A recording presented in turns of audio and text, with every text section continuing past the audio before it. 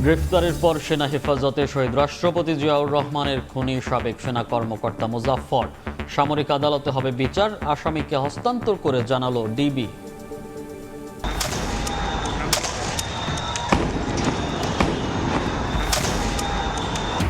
চব্বিশের 17 জুলাই রণক্ষেত্রে পরিণত হয় দেশ। বিশ্ববিদ্যালয়ের হল বন্ধ করে আন্দোলন দমানোর চেষ্টা করে হাসিনা সরকার। পরদিন কমপ্লিট শাটডাউনের ঘোষণা দেয় ছাত্ররা। সরকারকে বিব্রত করতেই কিছু শিক্ষার্থীকে ব্যবহার করছে একটি গোষ্ঠী। বন্যা পরিস্থিতিতে চট্টগ্রাম বোর্ডের এইচএসসির অবশিষ্ট পরীক্ষা অনির্দিষ্টকালের জন্য স্থগিত। ইতিহাস ঐতিহ্য বজায় রেখে পুরান ঢাকাকে আধুনিকায়নের পরিকল্পনা। প্রকল্পের খসড়া পরিকল্পনা কমিশনে 3 মাসের কাজ শুরুর আশা। বাস্তবায়নে জরুরি রাজনৈতিক সদিচ্ছা।